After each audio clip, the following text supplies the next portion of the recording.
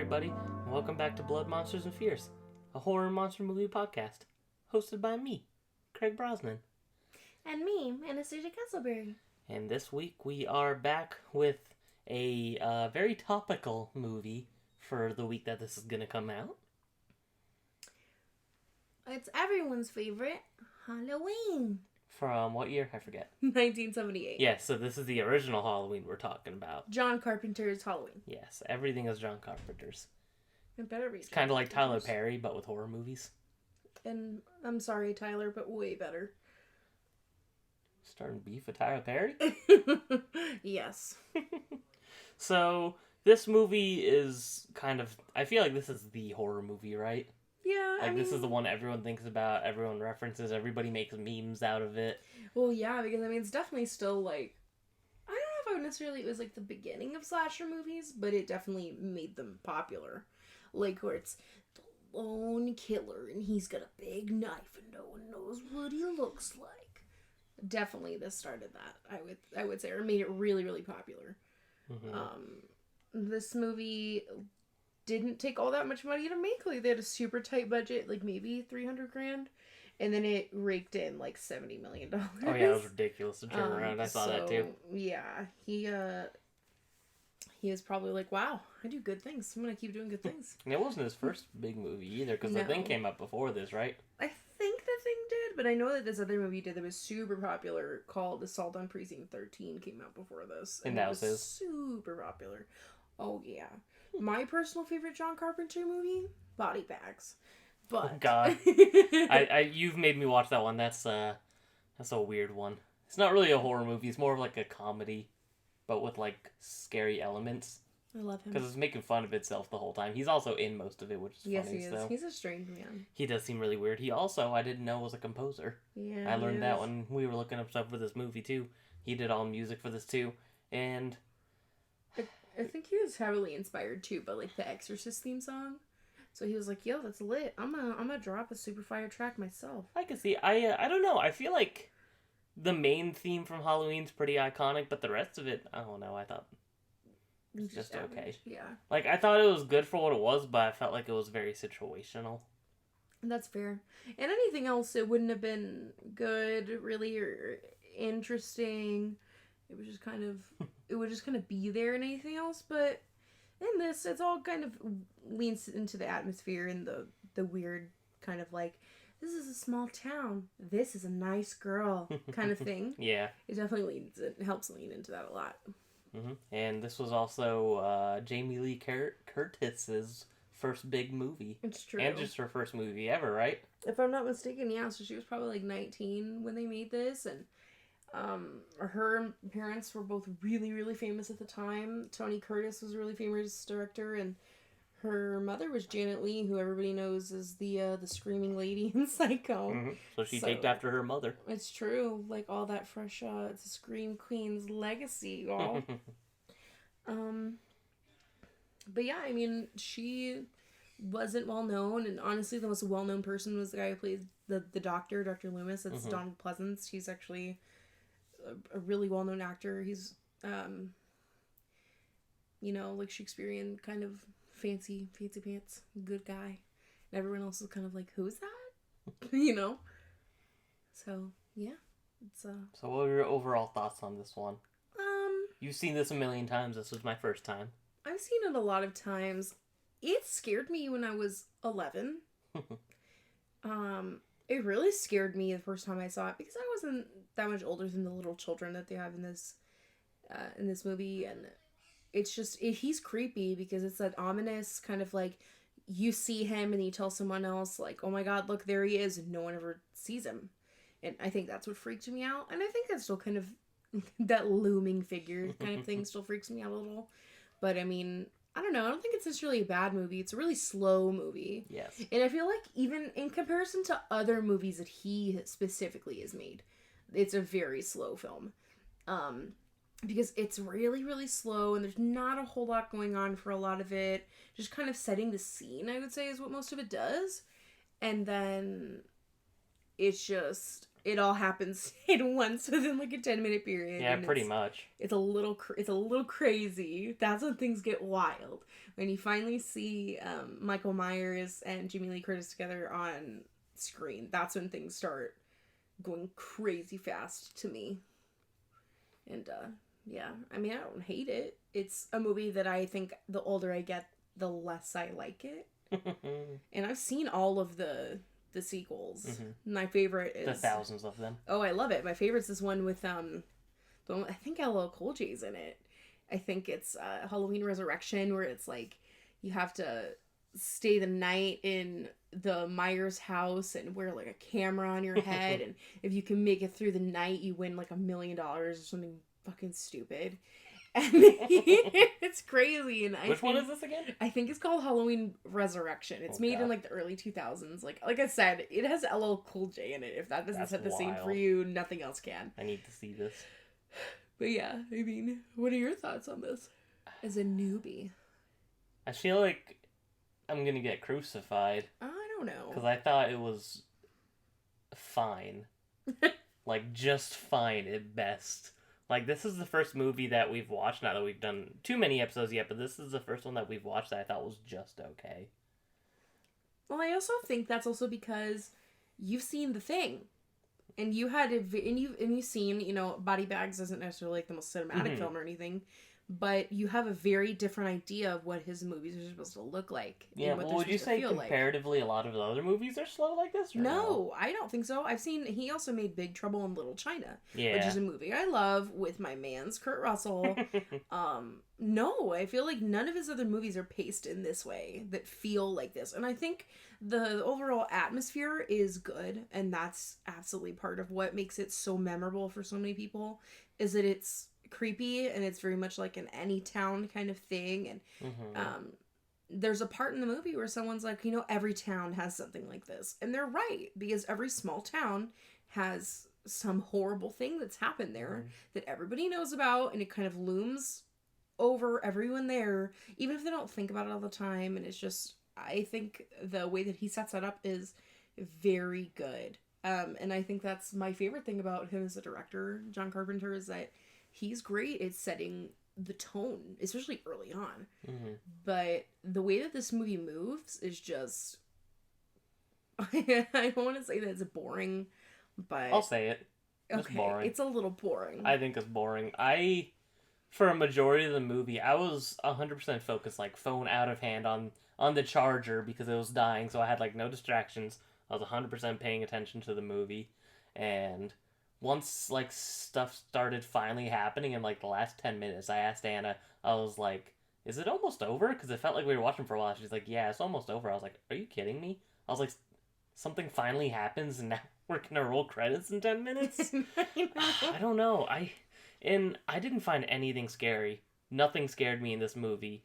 A lot of the looming felt funnier to me than scary, because the fact that he would just appear in the background and, like, just kind of stand there, like, it wasn't even really menacingly. He was just there, and I don't know.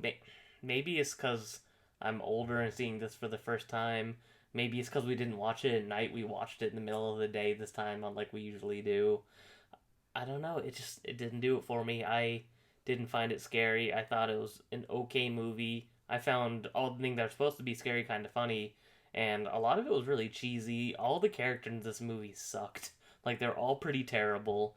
The intro scene, which I feel like is supposed to be awesome and iconic, like Scream. I know this came before Scream, but Scream did it way better. And yes. I thought it just came off as bad and weird. And like how you said, it's like an every town kind of thing. I think Scream just did it better. I agree, Scream does. Like, I feel like those movies have a lot in common, but the difference is Scream is entertaining from minute 1 to credits. And this movie, I thought, started off weird, I was bored, and then the last 10 minutes it got kind of interesting. And then it just ended. And I was like, I don't know. I was disappointed. Way more than I thought I would be. I thought I would have at least liked it, because I've at least liked every movie that we've watched so far. But this movie, like, I have no desire to ever even rewatch it. I don't think you need to rewatch it ever. I don't even know if I would necessarily say anyone should watch it more than once. Like, as bad as I know the sequel movies are, they have an entertainment value that personally I do not think this movie can give you. I think the cheesiness and like how terrible a lot of the characters are very much a product of their time. And I mean, mind you, like, this is a movie that it wasn't even supposed to be called Halloween. It was supposed to be called The Babysitter Murders. And I think that's more accurate. Yes, and I think it's also very much like those really shitty B and C grade movies that you can go and find on Tubi and Vudu even now. They're all very much, they feel the same way. And that's why part of me is like, did the same person make this movie? Because especially like having that experience with it and seeing it so long ago, I was so young the first time I saw it, and it freaked me out. But seeing it now, I'm like, no, I mean, the looming does kind of freak me out, but not for the same reasons I think it did when I was 11. I think it freaks me out just because, I mean, not to get a little too deep here, but being like a maybe 5'4" female in the modern world in a big city, like I get scared. Yeah, I guess that's different too. You have a different viewpoint than I would. It's definitely a point very different for me. But I don't think it's scary, and I don't think that its fear factor holds up. I think the scariest part of the movie is not Michael Myers. It's not when all these girls are screaming like, "Oh no, he's choking!" You know, it's none of that. I think it's the way that the doctor perceives him, the way that he describes him, is what's scary about him. That is the only scary thing in this movie, that he thinks that he is the most evil thing he's ever seen in his life, that he's the most evil person he's ever met. And his feeling towards him, the way that he sees him, the way he talks about him, that's what's scary. But the rest of the movie, no, and I definitely don't think it holds up. I'd rather watch Halloween H2O 20 years later with, again, I'm pretty sure LL Cool J's in that too. Oh my god, why is he in these movies? Because he's great. Also, Josh Hartnett from Pearl Harbor is in that, looking pretty smoking. But it's the entertainment value that they hold is just through the roof. They don't have to be good for you to want to watch them. I would make the case with, I'm not a car person, so maybe that's why I fucking hate the Fast and Furious movies, but I cannot lie and say that they are not entertaining. They're extremely entertaining. I haven't seen any of those, so inevitably when we start our blood racing in I couldn't think of another word. Blood racing and gears. There we go, blood racing and gears. See? That's why you're here. You're better than me. Oh, yeah. So when we start blood racing and gears and we talk about family in Fast 11 when that comes out. God, I'm not watching We'll do a marathon. That. I'm not watching I think that. They said the 11th one's supposed to be the last one. So. It better be. They were all supposed to be the last one. That's fair. Oh, God. But I mean, again, that's something that Halloween was supposed to be. Shit. There was not supposed to be others, and it wasn't supposed to be where you get to Halloween 3 and it's Season of the Witch, and it is not about this movie. It's not about these characters, and it's bad. I mean, it's fun in its own idea, but it's not a Halloween movie. No, stop. Not even to get too ahead, knowing that there's more Halloween movies almost makes me even like this movie even less because of the way that it ends. Because I think it would have been cool to have an ominous ending like this one does, and then that just be it. And then that didn't happen because there was 3,000 sequels. And I think that would have actually been something towards his credit to do something cool like that. I mean, that's the thing is, I'm not... Let me take a gander real quick. Let me whip out my little phone-a-roo. Phone-a-roo? Yeah, I don't think... He didn't make that. So... Which one? The second one. Oh, really? So, I don't think that was a him thing. Interesting. I think They're just like, this made a shit ton of money. Let's keep going. Yep, let's get that paper, dude. Go make a sequel. Yeah, that's... Which happens a lot. Yeah, that's how that works. So, I think that's why... Like the one that came out 2 years ago, which we still haven't seen. I think we saw we walked into the last 10 minutes of it when it came out, walking in to see Venom or something similar. And that's why they retconned everything. Given he didn't make that one either. John Carpenter didn't make the one that came out 2 years ago. Oh, but yeah. it does, if I'm not mistaken, have his like stamp of approval in the way that the other ones do not. So they're just kind of like, nothing else happened, pretend they didn't happen, bye. So it's just, yeah, I don't know. I mean, there are a lot of movies that have a cult following that I don't understand. And I think actually, I don't know. I wouldn't even say this is cult. I would argue this one's mainstream.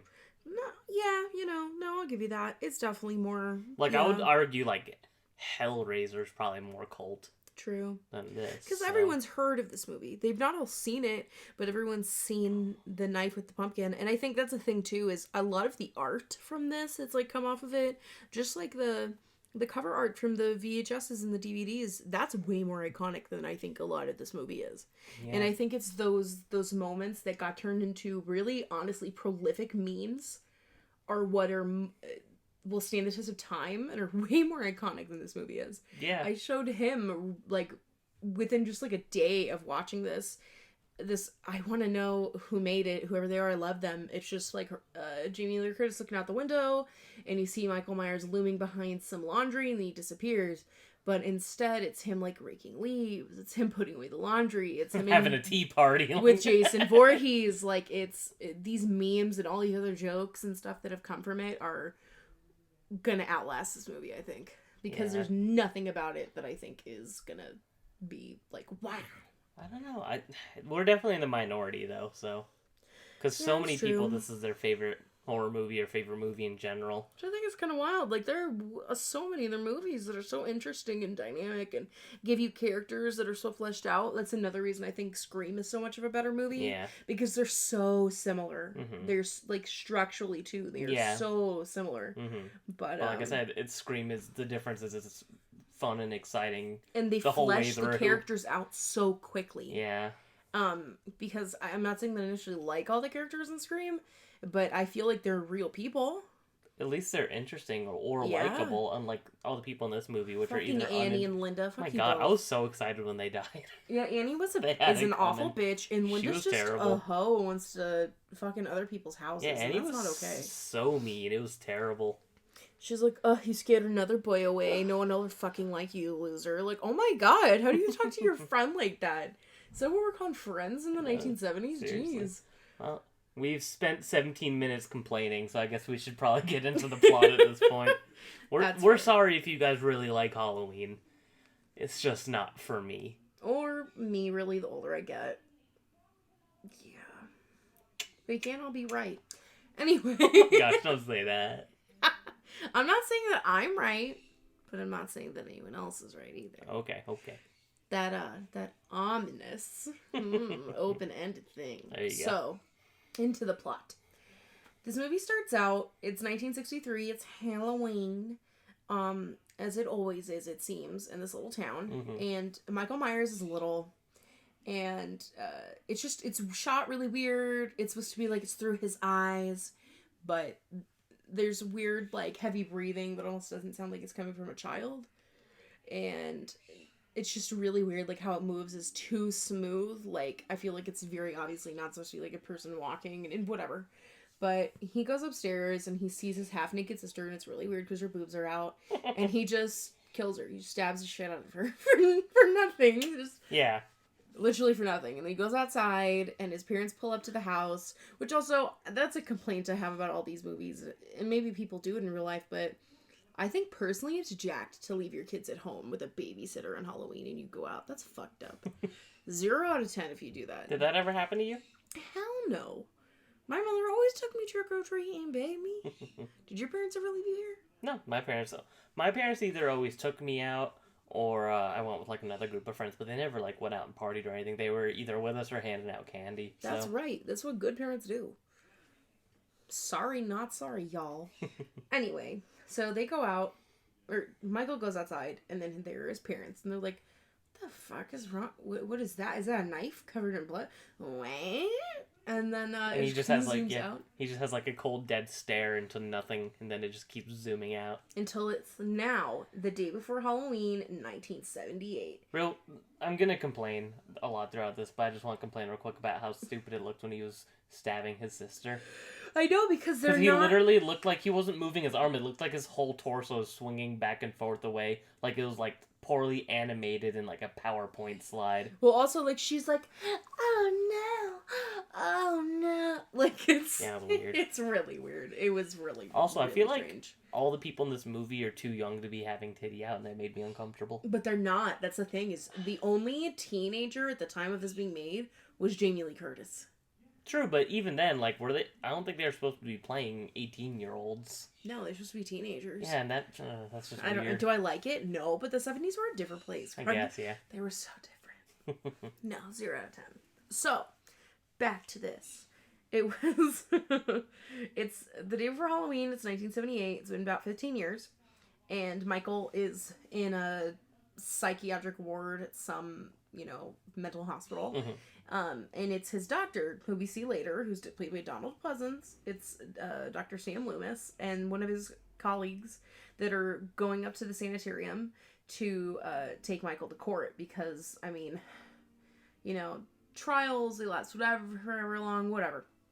And so they roll up to go and get him, and all this crazy shit starts happening because it's raining really hard, which is an effect that does look really good. Maybe it was raining, I don't know, but it looked really cool. And they roll up to the yard of the psychiatric hospital, and they're just all the patients just walking around out in the rain. They're like, what the fuck? And he gets out of the car, and he's like, hold on, I'm gonna go check on something. And he wasn't even the one driving, and then Michael ends up on the roof of this car, and he is like trying to grab the lady inside, and she's screaming, and she ends up on the other side of the car, and then you see his hand, because you don't see his face. So you only see, like, a little Michael. You don't see big Michael. And then suddenly, like, I guess he's so swole and so strong that he just smashes right through the passenger window of this fucking car. And so she yeets herself out. She's like, I'm gonna nope my way out of this. And he gets in the car and drives away. And I guess, he's been in a psychiatric home for the last 15 years, since he was 6 years old. Yeah. But he can drive? Mm-hmm. Whatever. Plot holes. I'm almost 25 and I still can't drive, and I'm not locked up somewhere, so whatever you think, John Carpenter, whatever you think, BB. And so he drives off, he goes away, whatever. On the way, like, going back to, we're assuming, where he's from, which is that little town where he killed his sister. So once Michael's driving away, he ends up getting another car by stealing a mechanic's outfit after he kills him. And then he gets to the little town where he's from, and he steals a white mask, a rope, and some knives from a local hardware store. And part of me is like, why? It is a hardware store. It does say that on the outside of the store when they roll up. But, like, why the fuck do they have a mask? Again, plot holes. It's fine. So, the next day comes around. And you see just a couple high school students hanging out. The one is a girl named Lori, and Lori is played by the iconic Jamie Lee Curtis. And she's going up to the old Myers house. Why does that sound familiar? And she's putting some keys up there for the next owners because her dad is a realtor who's selling the house. And all the while, there's just kind of this car just following her around, and she doesn't really notice, but it's kind of weird, and it'll make sense later. That's something this movie definitely heavily relies on, is it'll make sense later. Yeah, pretty much. So she ends up noticing a little bit here and there, that something feels weird. She feels like she's being watched, but whatever. And she meets up with her friends Annie and Linda, and they're like, no, everything's fine. You're just crazy. You're a little virgin who can't drive. Like, Pretty much. being total bitches to her, especially Annie. Like, fuck you, Annie. Yeah, they make her feel like shit for not being a hoe. For real, like, she's not out here sleeping around with every boy in school. And that makes her like a loser. hoe, and apparently, like, she's just a low life. So, like, you dress like that, you didn't suck his dick. Yep. The whole movie. I agree. Ridiculous. And so then Dr. Loomis comes to this town, which, again, it's called Haddonfield. Whatever. Little white towns. My God. You're half white. I'm still allowed to say what I want, Craig. It doesn't negate the truth. Anyway. So, he gets to Haddonfield, and he's looking for Michael, and he's like, yo, alright, cops, help me find this guy. He's really tall. He's scary. He killed somebody here once. Help me out. They're like, what the fuck are you on? And no one wants to believe him, but he's like, this bitch is evil as hell. Either you help me or everyone is going to die, pretty much. Which is a fair ultimatum.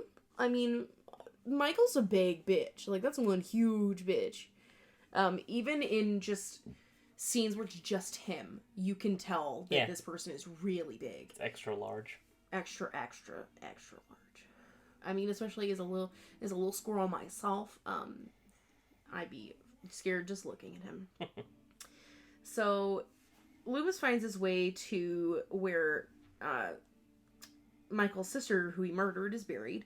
And he's like, alright, oh my god, where's her headstone? Oh no. He's like, shit, he's been here. He's like, He's home. Or he came home. Yes. And I'm like, oh man, he beat him there. Gee whiz. We couldn't see that coming. He only had like a 4-hour head start. Whatever. And so he goes to the sheriff and is like, you have to help me. I think he's going to go back to the house that he grew up in where he killed his sister. And also, the sheriff is also Annie's dad. Yes. Which makes... It's not really important, because that never comes back around and is important. No. But they're they make a good job making sure you know that, but then they never do anything with it. It's annoying. Anyway. I have not seen this movie since I was maybe 13. So, seeing it 11 years later, I'm like, no, this fucking sucks. Wow, you think it sucks now? Do you dislike it the more you sit on it? Yeah, the more I think about it, especially having freshly seen it, I'm like, really? Like, really? Aren't you glad I didn't waste a Halloween night making you watch this? Every Halloween that we've been together, I've made him sit on Halloween night after we passed out candy and watch a horror movie. And usually I fall asleep about an hour in. It's true. The first one was Dracula, the Francis Ford Coppola Dracula, with my main mans, other than Craig, Keanu Reeves. And then last year was Ghostbusters, which isn't a horror movie, but still Halloween. Yeah, Halloween-ish. Spook. Ghostbusters, which we both fell asleep through. Not a bad movie. I'm just an old man. No, God, yeah. Anyway, but so yeah, they set up that whole relationship between Annie and the sheriff. That they're supposed to have this like father-daughter bond, but they're never in like another scene together after this. She's like, hey dad, like what the fuck, but whatever. And so the sheriff and the doctor go to Michael's house, and the sheriff's like, well, nothing's going on and there's nobody here, so I'm just gonna go out and patrol. And he's like, no dog, like some spooks, it's coming, spooky's coming, dude. It's like, all right, I hear you. So also that night, Lori is supposed to be babysitting some little boy who doesn't live that far from her. And then, down the street, her friend Annie is supposed to be babysitting this little girl. And they don't know that Michael has been stalking them, really. Like, Lori kind of feels all weird, but her friends never noticed, and she doesn't really know that there's somebody following. So, now they're babysitting, and, the little girl's house where Annie is has a dog, and Michael kills the dog, and it's really depressing, and I just want to pretend like it didn't happen. That was the saddest part of the movie. It's so true. And there's Annie, and she's babysitting, but she's really not babysitting, and then she gets a call from her boyfriend, and she's like, I love you, the parents aren't home, why didn't you, like, come over? And he's like, girl, I need a ride. And she's like, okay. And so she takes a little girl across the street to go and be babysat by Lori. And Lori's kind of like, what the fuck? Fine. I'm here alone anyway, it doesn't matter. I think, like, she's very sad. Like, that's Yeah. also pretty sad. She's really lonely, and her only friends are these little kids. Well, that's what she gets for not being a hoe. I guess so. Why isn't she sleeping around and getting You're- STDs? You're right, you're right. And she would have friends.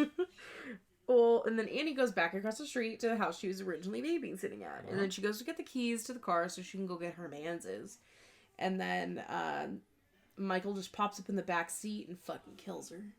And it was pretty... That's pretty entertaining because she's a mean, awful bitch. Yeah, that just made me happy because she had it coming. She was terrible. I will say, though, that this scene proves my my horrible paranoia. Oh, yes. So, every time I've ever gotten in the car with Anna, she's always checked the back seat, whether it's day, night, anytime. That's always the first thing she does. She sits down and looks behind us. And now I understand why. She told me, she's like, this is why I've always done that. And I was like, oh. I was like, I guess that makes sense. Especially if you saw this when you were young. Sticking with you. No one's allowed to have my fucking baby. No one. Anyway. So he just kills the shit out of Annie and leaves her there. And her head ends up, like, being on the horn of the car. And it's just like... And no one hears anything. Like, no one notices. Yeah. And it's kind of like, that's kind of what you get. Pretty loud. That's what you get. I mean... I feel like people should have heard the horn. I know. Loud. Like, I hate being that kind of person, but that's what you get. I'm gonna nitpick this movie because it deserves it. So, he's killed Annie. No one knows. And Linda, the other girl that they were walking with earlier, and her mans, who are just like, let's drink beer and have sex in this stranger's house. Let's just do it. Find their way in because Annie had invited them over so they could all, like, hang out, chill, have mutual weird sex in opposite rooms. Like, it's weird. I guess, like I said, the 70s were a weird place. And so they go in, and they find that Annie's still not there, so they're like, oh, she must be getting freaky with Paul somewhere else. And they make a phone call to Lori, and they're like, hey, like, is Annie with you? And she's like, no, it's just me and the two kids. And they're like, oh, so no one's home. And they, you know, they do the do. They like do. A wink. They get a little saucy in there. It was a little saucy. It was the 70s. We're not afraid to show people being saucy like that. And so they do the deed, whatever. And so the boyfriend goes downstairs to get some beer.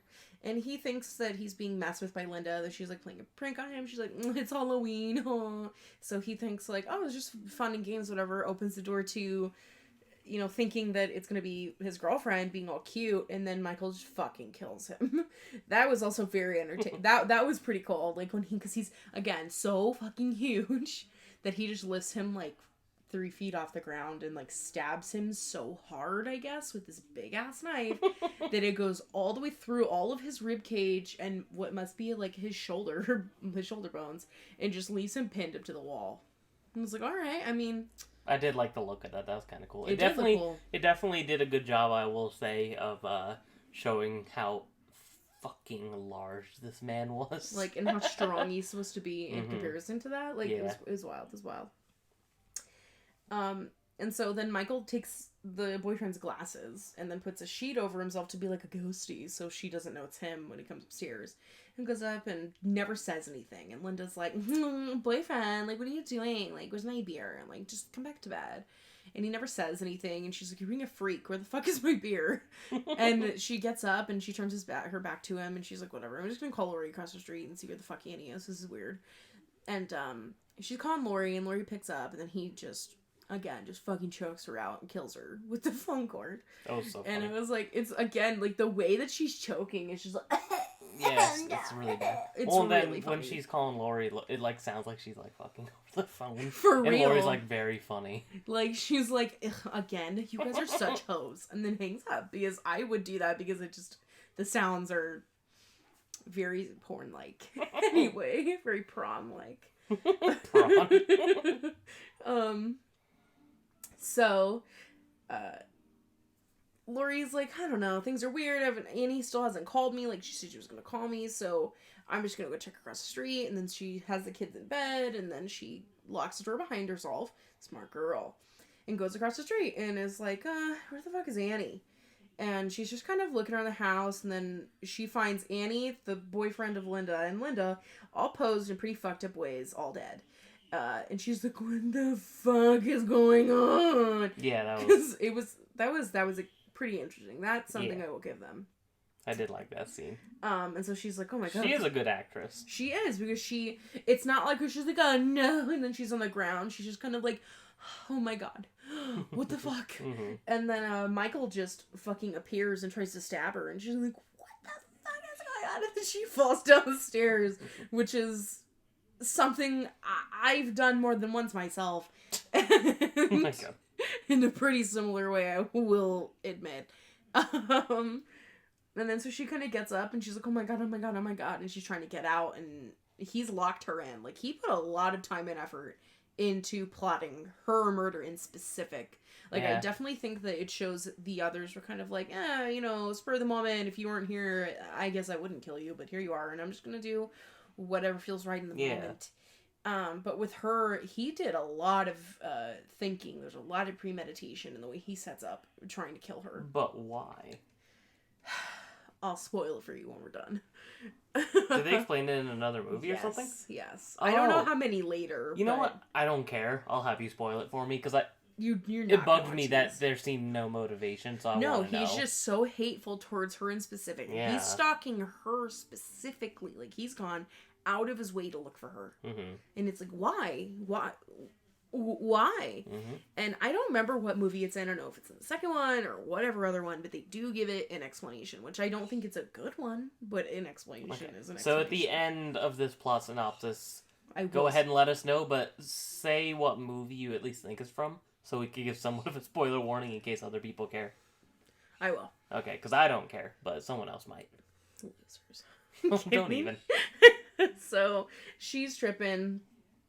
She falls down the stairs, finally, like, breaks her way to this house, and is screaming and screaming and going up to the doors of the neighbors, like, help me, I need help, like, help me, and no one lets her in, which is very, like, it's funny kind of in a way when you watch it, but it's also sad, and it's very much a tale of that time. Like, that is so honest about what the 70s and the 80s were like. Like, they would see you bloodied up, dying in the street, and no one would come out. It's just the way it was. And so she runs back to the house where she was babysitting the children, and she's like, let me in the house. Like, let me in the house. And the little kid's like, okay, she throws the pot at his window to wake him up. I know, and he's like, okay. And she's like, I'm gonna die out here. And he doesn't, like, no sense of urgency from this child.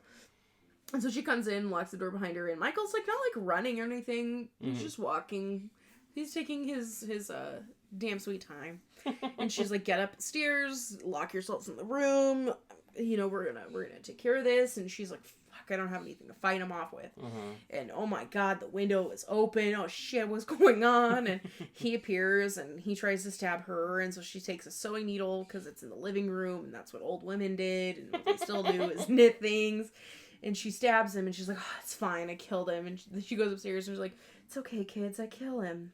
And the little boy is like, you can't kill the boogeyman. And I did like that line. I know. I thought that was actually cool. That was pretty cool. And then he just fucking appears, and again, it's crazy. That's the thing that cracks me up. He just appears. I know. He doesn't, like, realistically find his way. He only finds his way into the room one time. I know. Every other time it's like, how the fuck did he get here? I know. It's like, how do you move so fast? Like, how do you come in so silently and no one knows? It's weird. And so Michael gets up and is coming to, try to kill her again. And so she tells the kids to go, to run away, to go and get help. And so she, at this point, is like trying to stab him with a knife, like knocking him down, helping the kids get away, and whatever. And then Loomis, the doctor, has just kind of been like, well, fuck, where's Mike? Like, oh no, I should probably find him soon. Oh no. And he sees the little kids running away from the house, and he's like, oh god. He's like, well, that's Ant. He's like, oh. Like, it's in that moment, he's like, oh shit. I found him.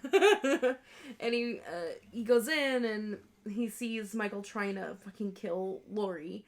And in that moment, like, they're fighting, and Lori rips Michael's mask off, and it's the only second that you see him without it. And it's weird, and I don't remember what he looks like or anything, so, like, clearly it wasn't that memorable. Kind of a normal guy. Yeah, just anybody. He doesn't look like anything special. Which I think is kind of the point. I think it's supposed to, it's supposed to be like anybody could be crazy. Yeah, and anybody can be a cold-blooded killer. And for a second, he kind of, like, stops himself and puts his mask back on before he tries to kill her again.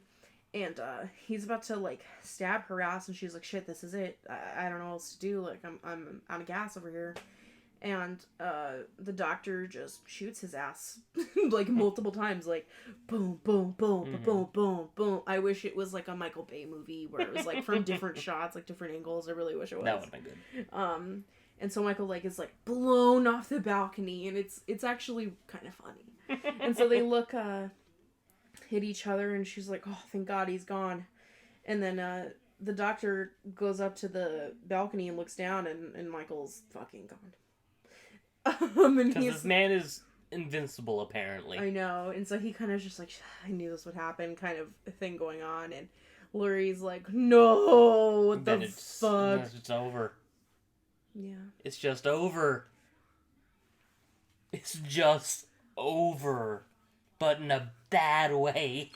And that's that movie. That's it's really slow. It's yeah, it just is a lot of things that I'm not a fan of. Though. Okay, so spoil for me their connection. I'm pretty sure it's from the second movie. I can't see it being from any other one. Okay, their connection is so spoiler warning for Halloween 2. Maybe, I think. The way it's supposed to be is that she's supposed to be his little sister, and that she was adopted out of the family after he murdered the older sister and was put into a psychiatric place because the parents were just like, well, our one kid's dead, our other one's fucked up, we're not doing it with this one as well. So they give her away. They have her adopted out of the family. She has a completely new name and everything, and so he's just like, I don't even know what it is that his motivation for her to be dead is supposed to be, but he's just like, that bitch needs to die. Fuck her, you know, we're related. I mean, he didn't have a motivation with his original sister killed either, so. No, but he's just like, bloodline ends with me, bitch. So is she only supposed to be, like, what, like 14 or 15 at most then? I don't know, because he's like... she wasn't alive when he got taken away and he was 6 years old, and she can't be more than, like, 15. Right. And I mean, unless she's like 4. They don't seem like freshmen in high school because they can drive and stuff. So like maybe she was like 3 when he did that, and then no, she's like 18. So she's pretty young, but it's supposed to be that like she doesn't remember her life with them, I don't think. And they do this as well in the remake that Rob Zombie made. Mm-hmm. That just I don't get it. I still don't get it. I didn't need that. I wish that maybe they had set that up in this movie instead. And she's like, before I was with, this family. And she's like, I just remember a lot of weird things about when I was little and living in a different house. And maybe if they had set it up differently and kind of given you those context clues, it would have been better. But they don't. No. And he is not the one who decided that. Like, John Carpenter is not the one who was like, yeah, this is sister, as far as I know. Like, he's, like, not... Because I think he's been involved in every movie in some way, whether it's, like, producer or what, but... I can't say. I don't know. But, yeah, I just don't know. I don't know.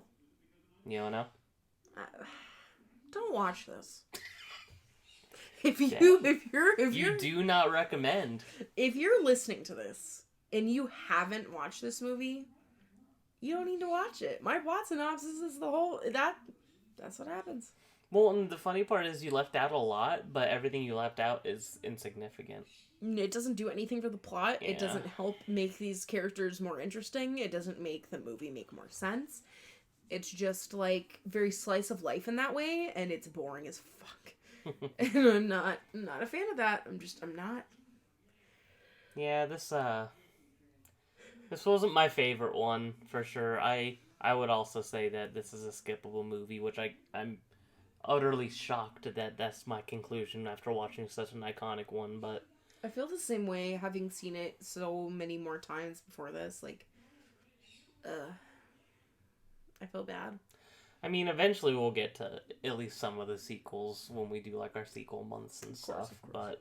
But, for now, I guess Halloween is okay at best. It's alright. Do you have any fun facts for us? I do. My favorite one that I think about all the time, like, I literally think about this constantly, is just the Michael Myers mask. Yeah. Absolutely iconic. You picture someone whose eyes you can't see, who's stalking you, trying to kill your ass. That is a William Shatner Star Trek mask. So funny. That was stripped of the eyebrows and the sideburns and painted white. And all I can think is, like, that's Captain Kirk. Like, are you serious? Like, oh, I'm so scared. Ooh. That is pretty funny. Captain Kirk, like, oh, stop, Captain. Like, like, that's all I can think about whenever, just, God, every time I think about this movie, I'm like, wow, there you go. There's Willie, you know? Oh, God. I just think about it all the time. I know this movie was made, like I said earlier, for like maybe $300,000, and it ended up raking in $70 million worldwide, Crazy. which with inflation to today is like almost $300 million. So they also made this only in 20 days. This whole movie was only filmed in 20 days. That's pretty cool. I didn't know that. So not a lot of money for a full feature-length film. And not a lot of time. Like, 20 days is no time to make a movie. No, you're okay. I also know that due to budget constraints, a lot of the people in this movie are wearing their own clothes. That's funny. Or things that they specifically went out and they were given a budget of like $100. Like, I know Jamie Lee Curtis was like, here's $100. You gotta go somewhere and get something that you think someone that fits this character would wear. Mm-hmm. And she's like, okay. And So I know, weird. like, a lot of the other people are like, those are their own items, which is funny. really different because wardrobing is usually a big deal in movies. Yeah. And to know that this didn't really have that is really interesting. Yeah, that is. I do also know that this was not filmed back east or in the Midwest, like how it's, like where it's set, like how it's supposed to be like Illinois. Mm-hmm. It's inspired by a town in New Jersey. I know that because Oh. of our boy Cinemassacre. I love you, James. But it was actually filmed in Southern California. And so the way to make it look like that, it was also filmed in the spring, by the way. So to make it look like any town and make it look like this is the Midwest, northern Midwest, and make it look like the fall is... That is impressive. Very specific houses that they picked, like very specific placement. Mm-hmm. And then like to make like, we were talking about it when we were watching it, is like how pretty all the leaves and stuff look and the changing of the color and how we wish we lived somewhere that had that because Vegas does not have that. Nope. Is they made paper leaves and painted them those colors to make it look like that because you cannot replicate it. That's so extra. Otherwise. How funny. They did what they had to do. I do know, too, that the role of the doctor of Sam Loomis was supposed to be played by Christopher Lee. Oh, really? Yes, Sorman was supposed to be Dr. Loomis.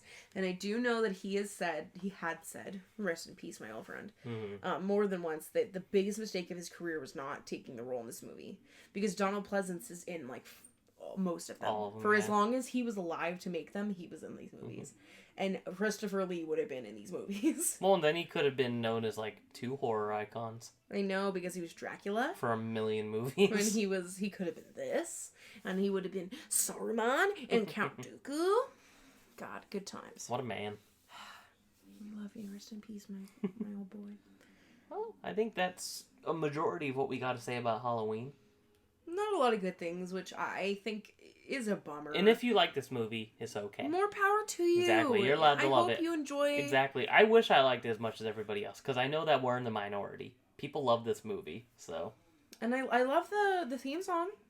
And I love the trap remixes of the theme song. There's some good trap remixes. So remixes. I can twerk it out. But I think otherwise, it's just not a movie that's held up for me. And it's not something I would really recommend. I mean, a year ago, if you had asked me to watch this with you, I'd have been like, oh yeah, it's dope. It's awesome. Because I hadn't seen it in 10 years. Mm-hmm. But now it being like, I've seen so many movies and I'm training myself to look at them in a different way. Mm-hmm. That, no. If you like it, more power to you. Yeah. But if you don't like it, you know where to come. You know we'll talk to you about We get it. Oh, we do. But next week we have another good one. So next week we're going to be doing, I forget the year of it, but it's Pet Cemetery. Not the new one that just came out. No. What was the I think it's 1986. Yes, around there. I know that your boy made the book, so... love Stephen King. Yes. I am a writer. So Die for Stephen King. You're stoked for that. He is... I would give my left nut that I don't have to meet him. I would love to see you in person, Stephen. I know you if love somehow you ever hear us talk, I would love to see you just stand like 30 feet away from me, because I know you're also a giant and I'm scared. Anyway, this is a good movie. It's an interesting movie. The story's really good. Obviously, it's by my main man. Yeah, I'm interested because we actually saw the remake either last year or the year before, I remember. It was the year before, I think. And I enjoyed it. You hated it. I don't... Okay. I'm curious to see how the original is and how different it is. It is very Because you said different. the original is more like the book, right? Yes. It very closely follows the book. And that's what I don't think that the remake is a bad movie. It just strays so much from what I know that I'm like, this is fucked up. Well, and I know that's your issue with The Shining too, right? Yes, because my big thing with Stephen King and anyone who reads him is 9 times out of 10. Obviously not every single time, because not every story that he writes is going to be the same. But I would say 9 times out of 10, the evil doesn't win with him. He doesn't roll with that. He doesn't like that shit. Because in what's, my very humble opinion, if you're good and you do good things, nothing that's bad can ever win out over that. There is no way that the darkness can overwhelm the light. And that's my problem with stuff like The Shining. I don't think it's a bad movie, but it's not that story. It is not The Shining by Stephen King. And I don't think that the remake of Pet Sematary is bad. I'm not in what it is. I just don't think that that's not Pet Sematary. That's not what I know. And it's not that he doesn't leave things open-ended sometimes. It's just prepare yourselves to hear everything I have to say. Yeah, well, we're actually, spoiler alert, the last review of the year will be The Shining. It's so true. We want to go out with a bang. So we'll get to that eventually. But next week, Pet Sematary. We did not have any write-ins for this week. If you would like to write in next week, you can write in at bloodmonstersandfears@gmail.com. Or you could tweet at us at BMandFpodcast. We also have an Instagram. Which is just Blood Monsters and Fears. Yes. I'm trying to post there at least once a week. Of course. If you guys want to see anything fun, if you guys want cat pics of my small son. True. She does have a spooky black cat, so. He's so perfect. So yes, go ahead, follow, share with your friends, leave us a like if you enjoy it, give us your thoughts and opinions. We're always looking for feedback. And thanks for listening. We'll see you next week. Bye.